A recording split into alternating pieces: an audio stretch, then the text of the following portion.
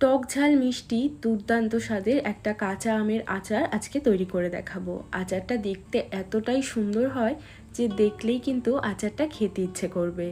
আর এই আচারটা কোনো রকম তেল ছাড়াই আমি বানাবো, আর রোদে দেওয়ারও ঝামেলা থাকবে না। রোদে না দিয়েই তোমরা সারা বছর আচারটাকে সংরক্ষণ করে খেতে পারবে। বানানো কিন্তু ভীষণ সহজ, আর আচারটা দেখতেই এতটা লোভনীয় হয়, দেখার সাথে সাথেই কিন্তু এটা খেতে ইচ্ছে করবে। তো অবশ্যই তোমরা বানিয়ে নেবে। খুব সহজ পদ্ধতিতে আজকের এই আমের আচারের রেসিপিটা তৈরি করে দেখাচ্ছি। আশা করব রেসিপিটা তোমাদেরও খুব ভালো লাগবে। তাহলে চলো আর কথা না বাড়িয়ে আজকের রেসিপিটা ঝটপট করে দেখে নেওয়া যাক। নমস্কার, আমি সুস্মিতা। আমার রান্নাঘরে সবাইকে স্বাগত জানিয়ে শুরু করছি আজকের রেসিপি। তো আমের আচার তৈরি করার জন্য এখানে আমি নিয়ে নিয়েছি 4টে কাঁচা আম। আর আমগুলোকে আগে থেকেই আমি পরিষ্কার করে ধুয়ে নিয়েছি। এখন আমের থেকে খোসাটাকে ভালো করে ছাড়িয়ে নিতে হবে।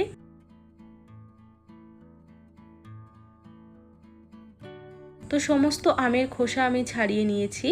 এখন আমগুলোকে আমাদের টুকরো টুকরো করে কেটে নিতে হবে। আর যেহেতু আমের ভেতরে শক্ত আঁটি হয়ে গেছে, আমি কিন্তু আমটাকে মাঝ বরাবর কাটতে পারলাম না। সাইড থেকে একটু আঁটি সমেত আমটাকে কাটবো, যাতে আমের গায়ে একটু আঁটির যে শক্ত অংশটা রয়েছে সেটাও থাকে, যাতে করে আমের আচারটা দেখতে ভালো লাগে। আর এরকম একটু শক্ত অংশটা থাকলে আমের আচারটা খেতেও ভালো লাগে। তো চেষ্টা করবে যে এরকম শক্ত অংশটা রেখে আমগুলোকে কেটে নেওয়ার। তো আমি এরকম লম্বা লম্বা করে আমগুলোকে কেটে নিচ্ছি। আর সমস্ত আমগুলোকে কিন্তু আমি একই সাইজের করে কেটে নিয়েছি, লম্বা লম্বা করে। তো আমগুলোকে কেটে নেওয়ার পরে কিন্তু আর ধোয়ার প্রয়োজন নেই। এবার এর মধ্যে আমি বেশ খানিকটা জল দিয়ে দিচ্ছি। এতটা পরিমাণে জল দিতে হবে যাতে আমগুলো ভালোভাবে জলের ভেতরে ডুবে থাকতে পারে। এবার এর মধ্যে দিয়ে দেব 1 চামচ ভর্তি করে লবণ। এখন এই লবণ জলের মধ্যে আমগুলোকে ভিজিয়ে রেখে দেব 1 ঘন্টার জন্য।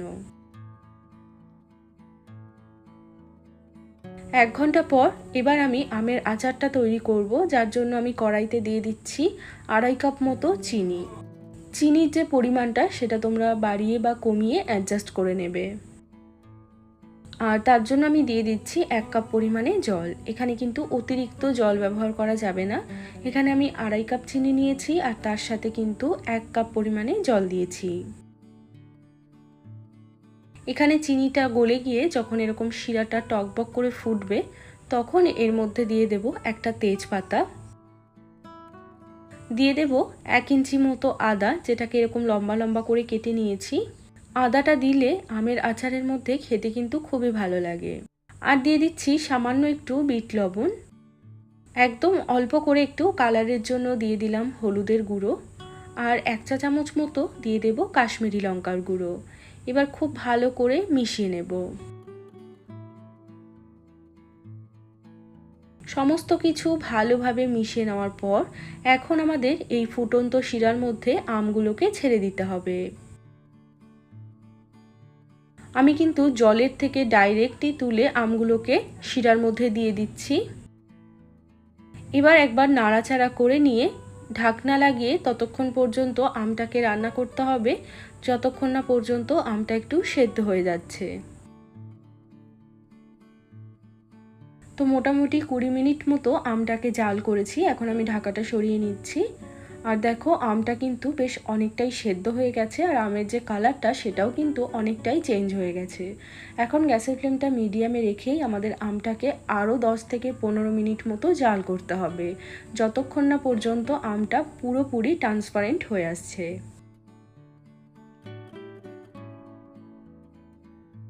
তো এখানে আমি আরও 20 মিনিট মতো আমটাকে কিন্তু জাল করেছি। আর দেখো এখন কিন্তু আমের কালারটা পুরোপুরি চেঞ্জ হয়ে গেছে। আমটা কিন্তু একদম স্বচ্ছ হয়ে গেছে, পুরো আমটা এরকম কাঁচের মতো দেখতে লাগবে। তার মানে আমাদের আমটা কিন্তু শিরার মধ্যে খুব ভালোভাবে জাল হয়ে গেছে। আর বেশি নাড়াচাড়া করা যাবে না, তাহলে কিন্তু আবার আমগুলো ভেঙে যাবে। আর যখন আমের আচারটা তৈরি করবে তখন কিন্তু একটা দুটো আম নাড়াচাড়া করতে করতে এমনিতেই একটু ভেঙে যাবে, তাতে কোনো অসুবিধে নেই।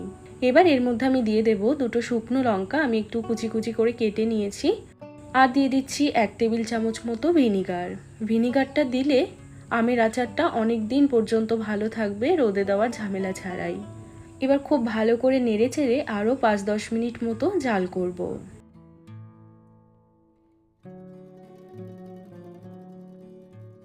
তো আরও 5-10 মিনিট আমি জাল করে নিয়ে এখন গ্যাসটাকে অফ করে দিলাম।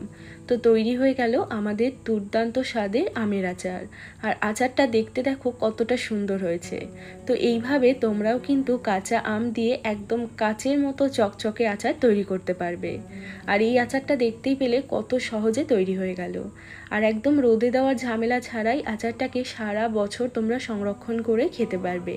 খেতে কিন্তু এটা ভীষণ সুস্বাদু হয়, একদম টক মিষ্টি ঝাল, দারুণ একটা কম্বিনেশন।